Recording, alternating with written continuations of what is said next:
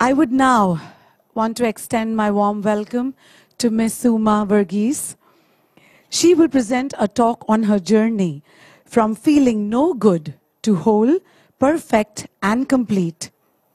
A little bit about ma'am, if you could give me a minute, please. Suma Verghese has been working with Life Positive, India's premier body, mind, spirit magazine, since its inception in April 1996. Beginning as Bureau Chief of Mumbai, she took over as Editor-in-Chief of Life Positive in December 2005. As a pioneer of spiritual journalism in India, she is driven by a mission to help raise human consciousness. She has been pursuing this through her own writings as well as through the magazine. She is the author of the book Traveling Light, which is a collection of her columns in Life Positive. Her clarity, her vision, perspectives, and idealism have enabled her to have a unique influence on her readers, and therefore on the society. Formerly editor of the popular lifestyle magazine Society, Ms. Verghese is a popular guest speaker at many conferences and seminars and has been intimately connected with the rise of the spiritual movement in India. What a pleasure to have here with us today. A big round of applause, Ms. Suma. Hello, everyone. Can you hear me? Yeah. It's really a pleasure to be here with Meta in this Meta Health Conference. My deepest gratitude to Anu and Dr. Kwesi. And I'm particularly happy to see people from so many different countries. It's always been my dream to work with many different people because I think diversity is one of the most beautiful parts, beautiful aspects of this world. So it's really a pleasure to be here with all of you. Thank you so much. So it's going to be difficult to scrunch up a journey of a lifetime in 15 minutes. But I think the one message that comes out very strongly in my own spiritual journey is that if I could transform myself, anybody can. I think I've been sent here on planet Earth as this bad example, you know, and if I can change, then anyone can. That's my strong conviction. I am the sixth and last daughter to parents who were longing for a son. So Anu will know what kind of meta mess that would have created in a human being, right? So I think since I was born, I mean, as long as I can remember, I've always felt not okay, all wrong, inadequate. And as I mentioned to the facilitator of the very first personal growth I attended many, many years ago, no good. I was firmly convinced about this. I was no good. There was nothing I could condone about myself. I was painfully shy, deeply underconfident, confused, vague, indifferent, indisciplined. I mean, millions. I mean, I don't have all day, but you get the picture. I just loathed being who I was. And then at age 33, I had a spiritual awakening. That changed everything very dramatically.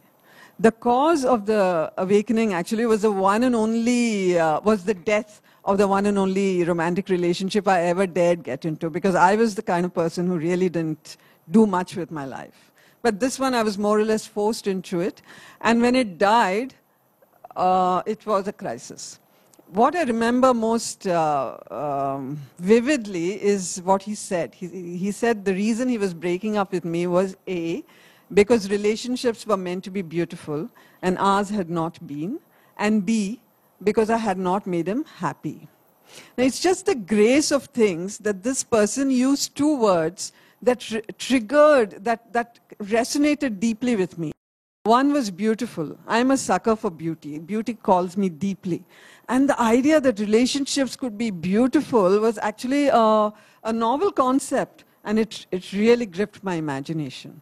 The other was happiness. Now, I had been miserable for so long that I had started thinking very deeply about happiness and how one could be happy. And when this person used this word, happiness, happy, I had not made him happy, again, my thoughts went to my own search.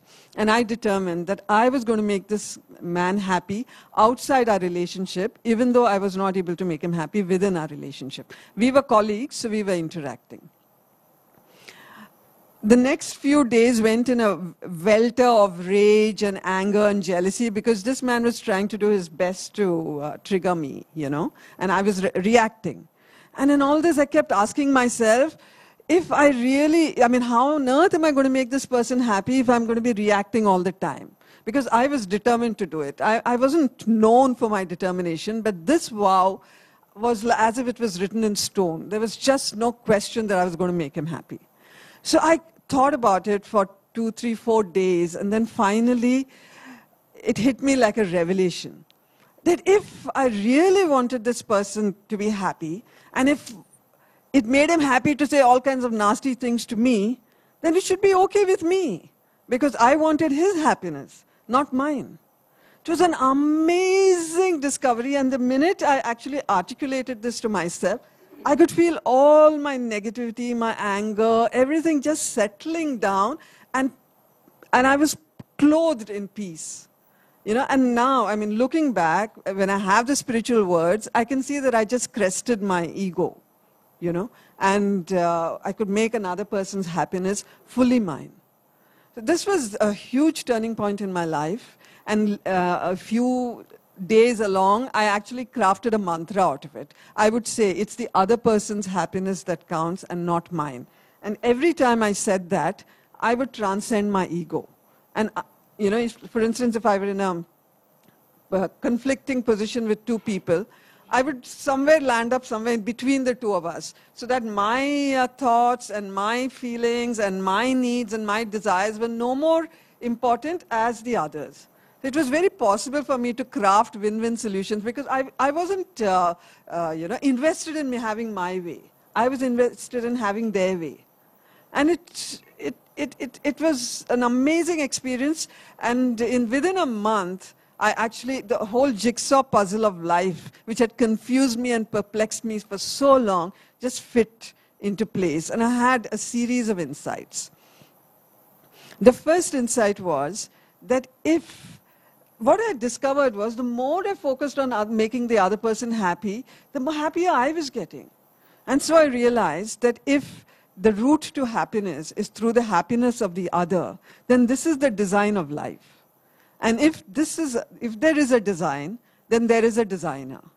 I had been an atheist for the last 17 years, I think since the age of 14. So this insight helped me to return to God. And I'm a lover of God. Readers of Life Positive know how much I resonate with God.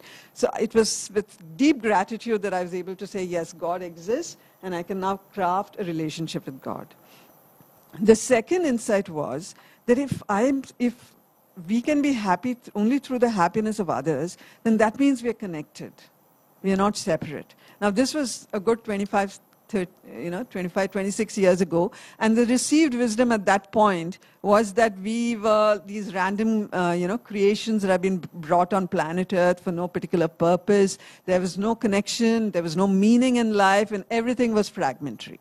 So for me to understand this was, added meaning to my life. It made me realize that no, what science tells us is all wrong. The third insight was that. Let me consult. I've forgotten. 1 second.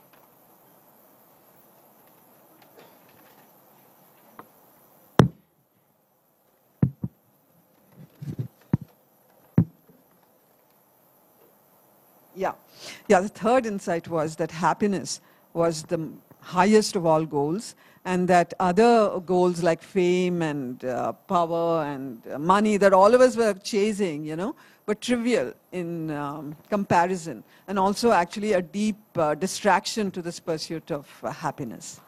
And finally, I realized that the purpose of human existence was growth.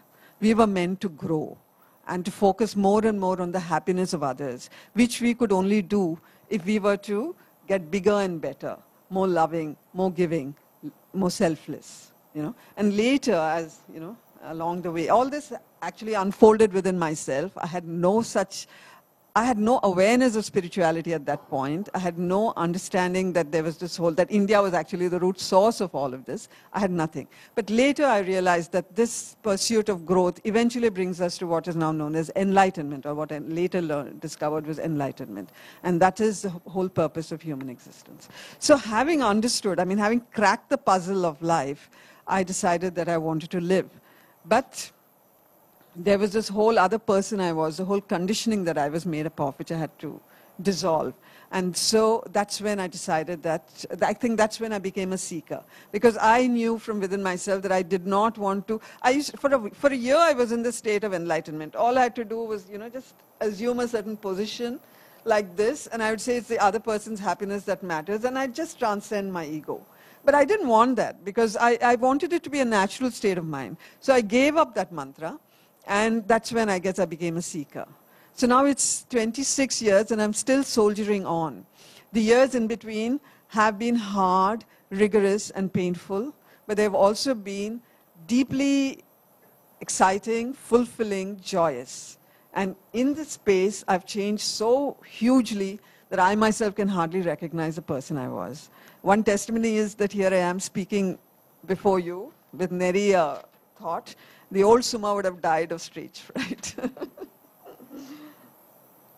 From being caught up in the coils of anger, fear, and guilt, I would say that most of the time, I'm happy. I'm happy, I'm peaceful, I'm joyous. Love and laughter and compassion are my companions at this point of time. Where I once recoiled from challenges, I receive them gracefully. Where I once had actually told, you know, my deepest fear at one point was that I was going to end up dead in a ditch somewhere, you know.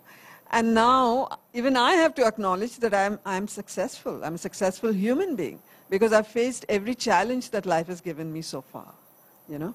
My biggest struggles have been in the area of self-esteem.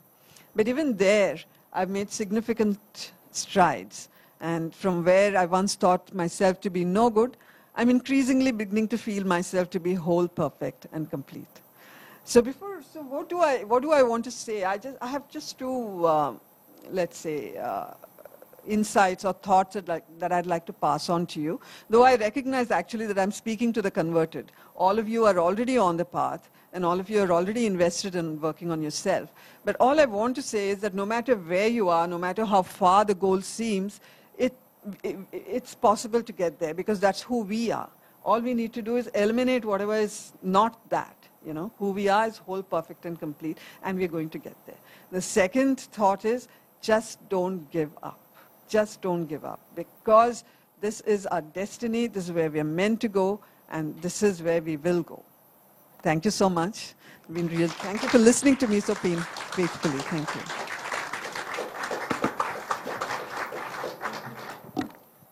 Can we have the round of applause once more? Thank you. I just want to say thank you for everything. Every time I said thank you to her, she didn't believe me. So today is my chance again to acknowledge you.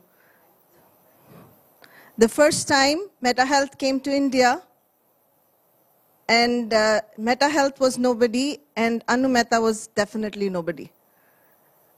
But my journey began with Life Positive. And look at the first message that I got, life is positive. And she was ready to send someone who sat in the workshop and actually covered up the workshop and actually put something in the media. That was my first ever going into the media. I didn't know what that meant. And then I must acknowledge her.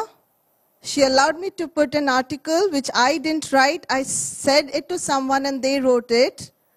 And it was on sexual abuse. And she said to me, so this is what happened. I was sitting in the car and a little beggar girl came and was asking me for something. And I looked at that little girl and For some place, it reminded me of me who's standing there with a little begging bowl asking for acceptance. And I called her up. She didn't know me, I didn't know her, and said, I want to write an article on abuse. And she says, we don't take such kind of thing in our magazine, but I'll do it for you. And that's where my journey began. Thank you so much. Thank you from the bottom of my heart. And thank you from speaking from your heart, because that makes you so much more human. She's also a fantastic teacher. She's going to have a writing workshop today in the evening. Mustn't miss it for anything. I can't spell, I can't read, I do not understand the meaning of many English words. I have to give her a call and said, I don't know what you've written. But she's patiently explained to me the first sentences that went there were so horrible that she very patiently told me, can you write it on a piece of paper, then edit it, and then put it back to me? And I did. Believe in yourself is what she taught me. So please, please, please, beautiful people here, in the evening there's a workshop done by Suma Verghese. Please do attend it. Thank you so much. Moving